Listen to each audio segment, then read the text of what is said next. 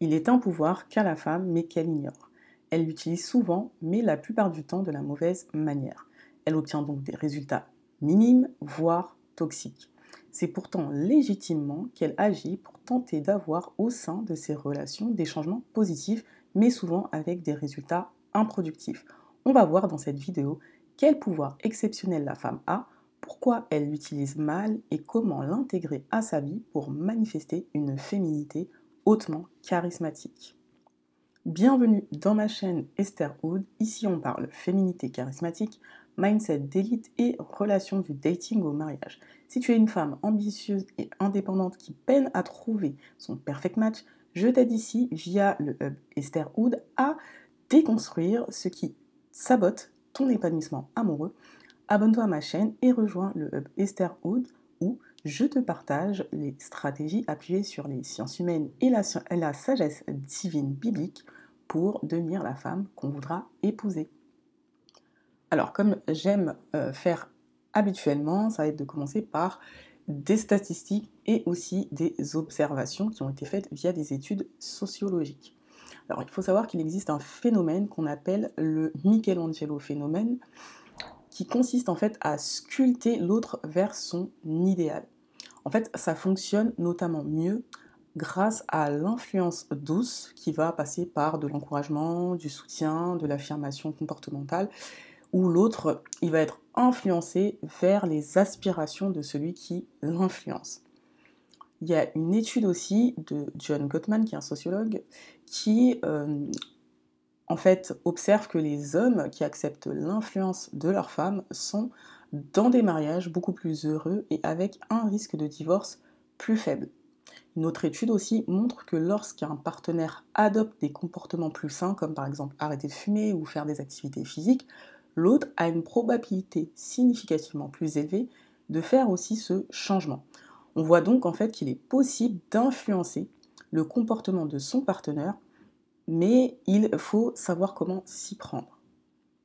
Tout ça, j'imagine que vous vous demandez, quand je vous raconte ces choses-là, bah, qu'est-ce qui qu'est-ce qui est finalement le pouvoir que possède la femme?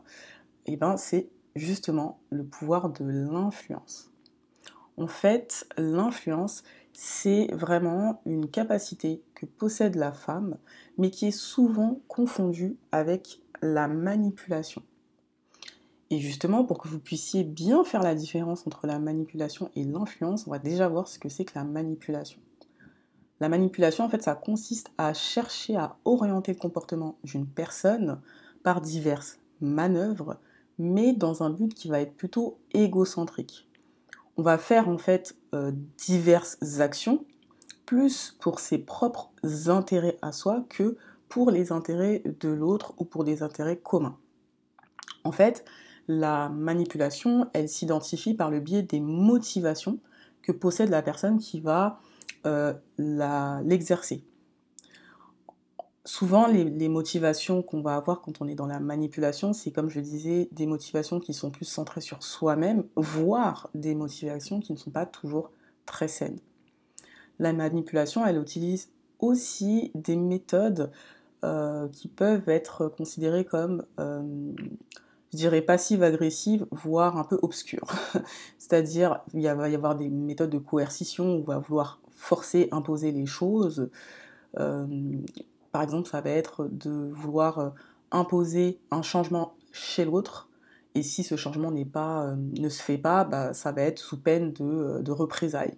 Un exemple concret, beaucoup de femmes vont faire de la rétention sexuelle dans leur couple parce que monsieur ne fait pas les choses comme elle le souhaite. Bah, ça, c'est une forme euh, implicite, voire explicite, en fait, de restreindre à l'autre une forme de droit, hein, euh, parce que bah, on n'est pas satisfaite que l'autre accède à nos désirs.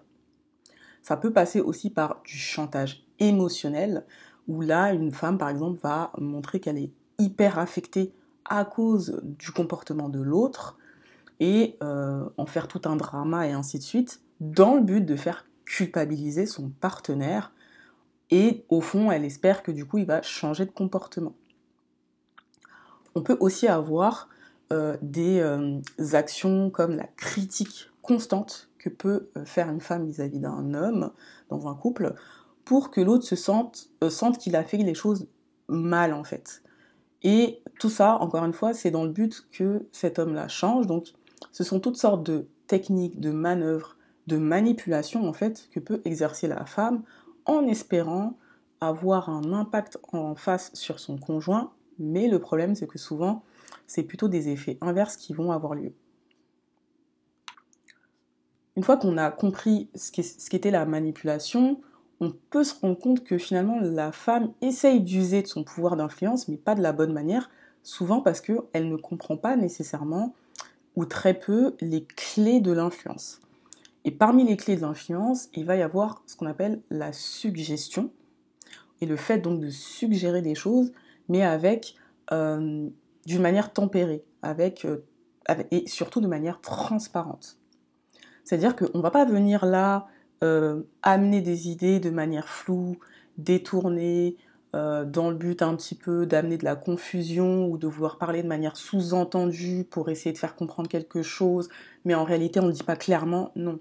Ça, pour moi, ça reste de la manipulation, mais le but, ça va être de parler de manière claire, d'exprimer un besoin de manière claire, de la meilleure manière possible, en restant transparent, et du coup, pas dans un but de se dire, quand je vais lui dire ça, il va avoir l'impression que l'idée vient de lui. Même si, d'un point de vue psychologique, c'est des choses qui sont avérées que une personne, lorsqu'elle a l'impression que une idée vient d'elle, elle va plus facilement l'appliquer.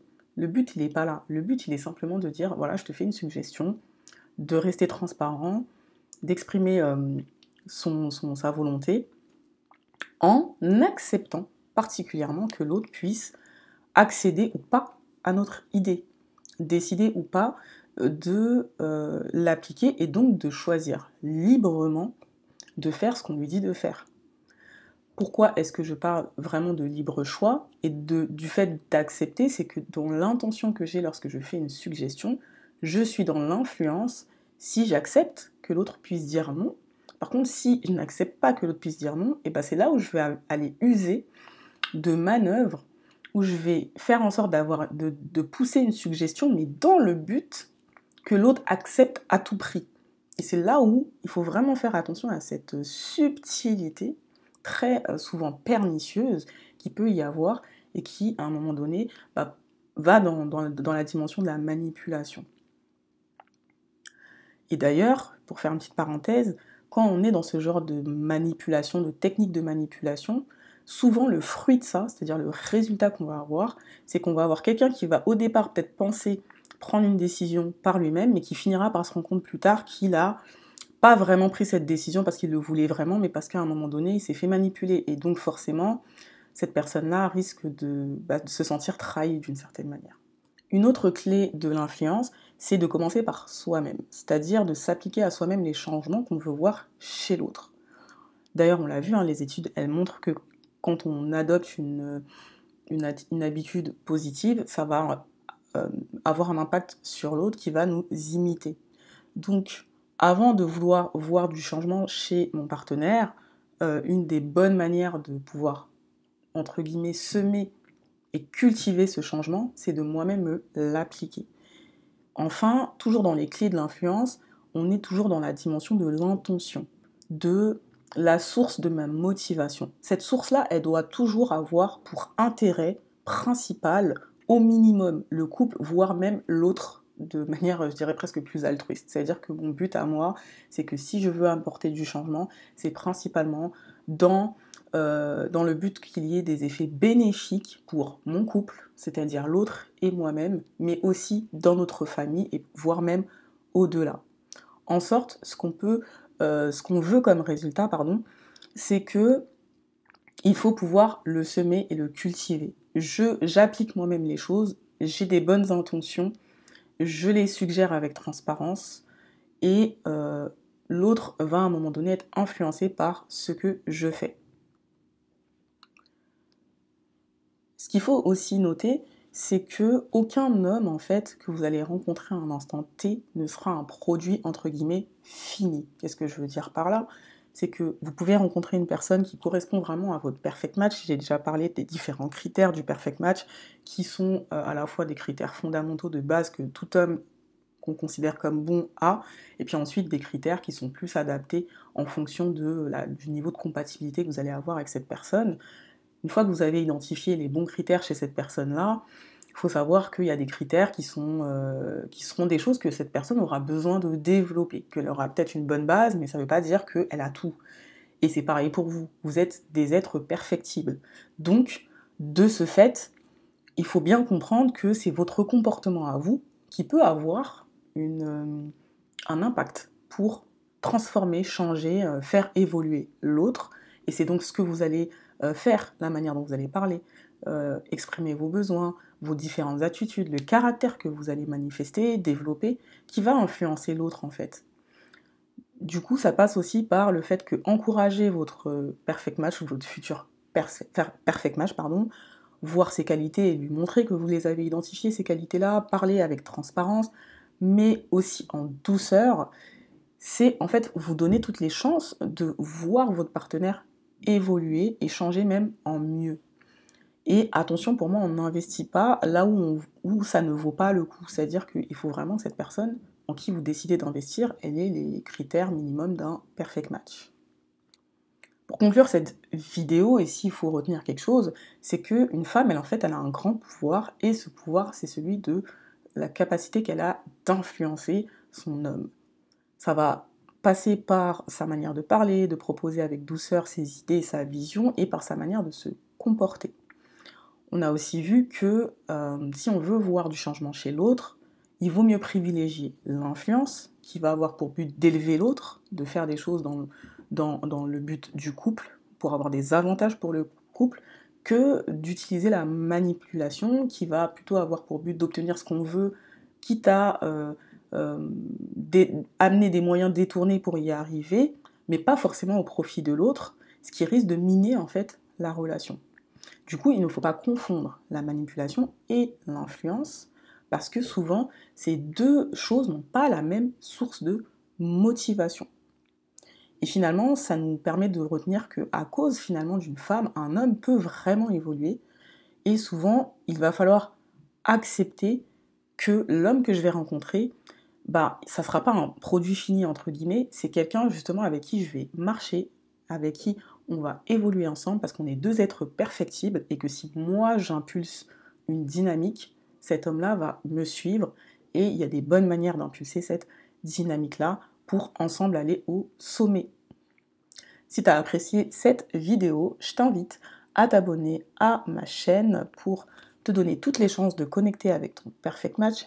Et si tu veux aller plus loin, je t'invite aussi à découvrir le hub Estherhood où je te partage notamment 9 stratégies de femmes influentes qui inclinent le cœur de leur perfect match. Pour rejoindre le hub Estherhood, il suffit simplement de t'inscrire à mon podcast newsletter où je te partage chaque semaine du contenu pour élever ton mindset et développer ton super pouvoir féminin grâce aux sciences humaines et à la sagesse divine biblique. Je te dis à bientôt et rappelle-toi qu'être choisi ne suffit pas, il faut l'être par le bon pour les bonnes raisons.